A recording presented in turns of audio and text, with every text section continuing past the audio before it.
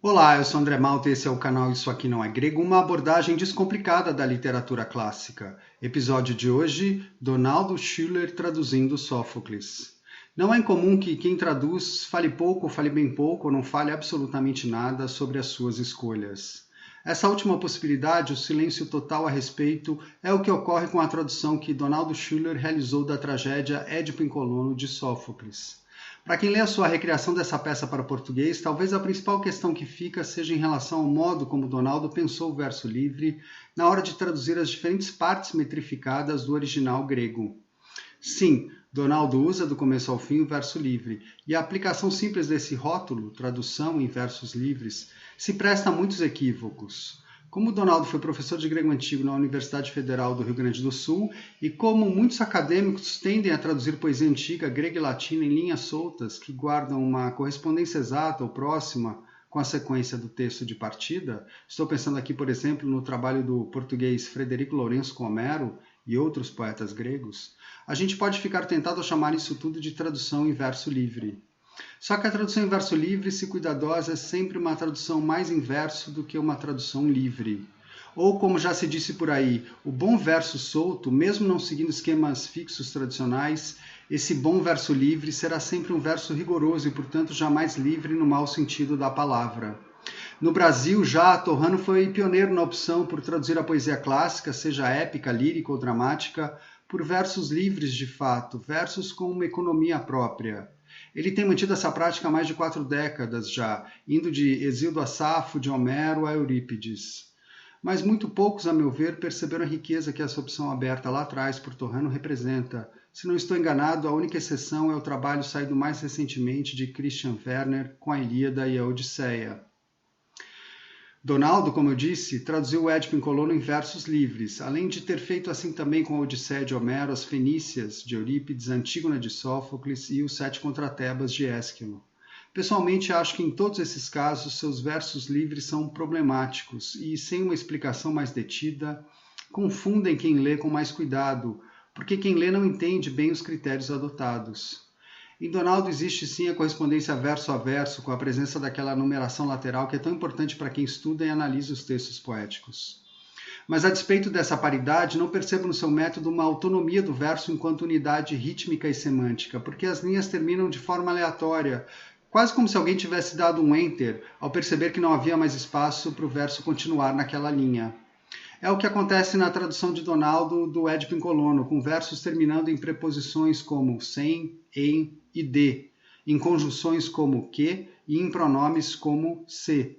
Não que um verso não possa terminar com essas ousadias, que há muito tempo nem mais ousadias são, e que fariam só os puristas ranger os dentes. O problema, de novo, é que não há economia no sentido de organização, ordem, arranjo. Não há projeto poético, e por isso a disposição em versos engana um pouco. O verso, no final das contas, parece mais um efeito gráfico, um elemento casual. Ok, alguém poderia dizer que esse tipo de versificação ou pseudo-versificação se presta a um princípio maior de manter uma proximidade estrita em relação ao conteúdo, à mensagem do original. Mas tampouco é o caso. A tradução de Donaldo não é uma tradução acadêmica, para o bem e para o mal. Para começar, ela se permite tonalidades que alguém oriundo da academia resistiria muito em adotar. Olhem, por exemplo, o uso afetivo que ele faz do diminutivo, aquele uso tão próprio do português. No Édipo em Colono, a relação do velho e cego Édipo com a filha Antígona que o conduz é um dado central, razão pela qual os dois estão constantemente se interpelando em cena. Em grego não há esse tipo de modulação. Édipo chama Antígona de filha e Antígona chama Édipo de pai, mas Donaldo não hesita em transformar esses vocativos em repetidos filhinha e paizinho. Por exemplo, quando ela diz desventurado Édipo, paizinho querido, ou quando ele diz filhinha, o viandante já partiu. Às vezes, porém, Donaldo abandona essa prática e é mais contido, como quando Édipo diz para Antígona: que decisão tomar, filha? Qual o critério? Não dá para saber, e a saída é especular que Donaldo seguiu a própria sensibilidade e intuição para empregar essas variações. É uma escolha infeliz? Acho que não. Ela realça o afeto já comovente entre essas figuras.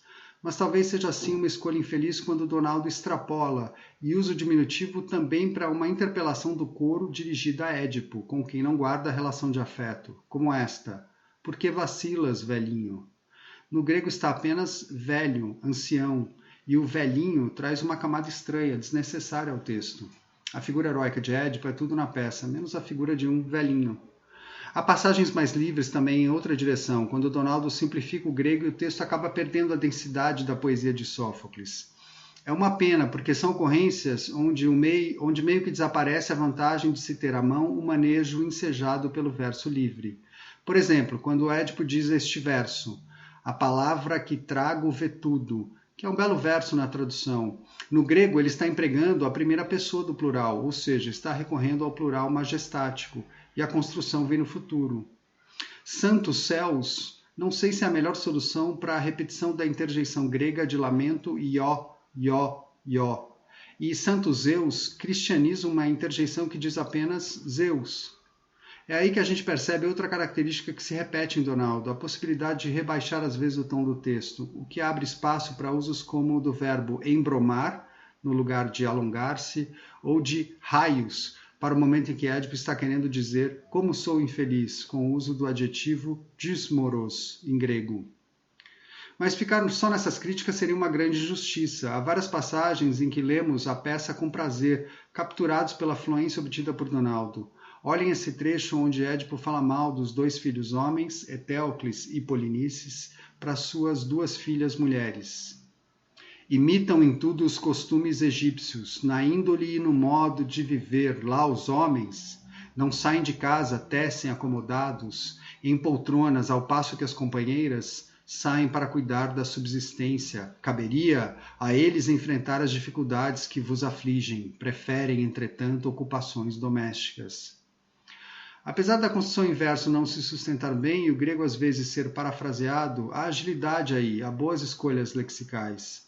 Também há trechos com diálogos ligeiros, traduzidos com força e beleza, como quando Édipo diz para a filha Ismena, quando já não sou nada, ainda serei homem, e ela responde, erguem-te agora os deuses que antes te abateram. Tem justeza aí.